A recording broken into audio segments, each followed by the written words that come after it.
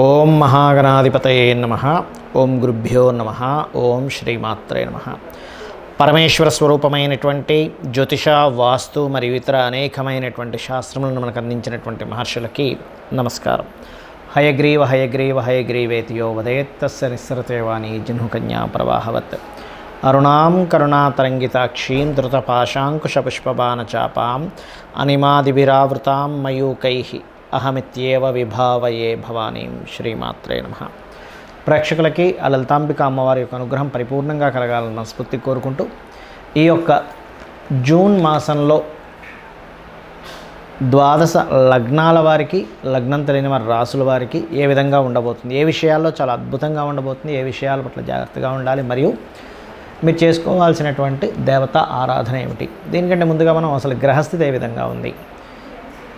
మీనంలో రాహువు కుజుడు ఉన్నారు కాబట్టి ఆ కుజుడు మేషంలోకి 2వ తేదీ నుంచి మారిపోతున్నాడు. చంద్రుడు మీనం నుంచి మొదలుపెట్టుకొని మళ్ళా కుంభం వరకు ఈ 4 రోజులు తిరుగుతాడు. అదేవిధంగా వృషభ రాశిలో రవి, బుధ, శుక్ర, గురు 4 గ్రహాలు కలిసి ఉన్నాయి. ఈ 4 గ్రహాలు కలిసి ఉండి 15వ తేదీకి రవి, బుధులు మిథునంలోకి మారిపోతున్నారు. 13వ తేదీకి శుక్రుడు మారుతున్నాడు. ఇక కన్యారాశిలో కేతువు, కుంభరాశిలో శని యొక్క సంచారం జరుగుతుంది. ఈ యొక్క గ్రహస్థితిని అనుసరించి ద్వాదశ లగ్నము మరియు రాశి వారికి ఏ విధంగా ఉందనేటువంటిది చూద్దాం. సింహలగ్నము, సింహరాశి. మీ యొక్క రాశ్యాధిపతి 15వ తేదీ వరకు వృషభ రాశిలో దశమంలో మరొక 3 గ్రహాలతో కలిసి ఉంటాడు. దీనివల్ల ఏమిటి అంటే ప్రమోషన్స్ రావడం, ఉద్యోగ అవకాశాలు పెరగడం, కెరియర్ పరంగా గ్రోత్ ఉండడం ఇట్లాంటివి జరుగుతాయి. కాకపోతే మీకు 2వ స్థానంలో కేతు ఉన్నాడు కాబట్టి మనీ ఇచ్చిపుచ్చుకునేటువంటి విషయాల్లో కాస్త జాగ్రత్తగా ఉండండి. కొత్త పరిచయాలు పెరుగుతాయి, కొత్త అగ్రిమెంట్స్ రాసుకుంటుంటారు. కాకపోతే కొంచెం 2వ స్థానం కూడా కొంతవరకు బుధరాశి అయింది కాబట్టి ఏదైతే అగ్రిమెంట్ రాసుకొని మీరు మనీ ఇస్తుంటారో ఆ యొక్క విషయాల పట్ల కాస్త జాగ్రత్తగా ఉండండి. ఇది మెయిన్గా పాటించండి. మరియు దీంతోపాటు కొంచెం ఏదైనా భూమికి సంబంధించిన, ఎందుకంటే భూతత్వ రాశుల్లో ఉన్నాడు కదా కేతువు, అదేవిధంగా భూమికి కారకుడైనటువంటి కుజుడు కూడా కాస్త అగ్నితత్వ రాశుల్లో ఉన్నాడు. సో ఎప్పుడైతే ఈ యొక్క అగ్నితత్వ రాశుల్లో ఉంటూ ఈ కాంబినేషన్ ఏర్పడిందో ఏం జరుగుతుంది అక్కడ అంటే, ఈ కాంబినేషన్ ఏదైతే ఉందో కొంచెం మీరు ఏదైనా ల్యాండ్ తీసుకునేటప్పుడు అది కాస్త జాగ్రత్త పడాలి అనేటువంటిది చూపిస్తుంది ఇక్కడ.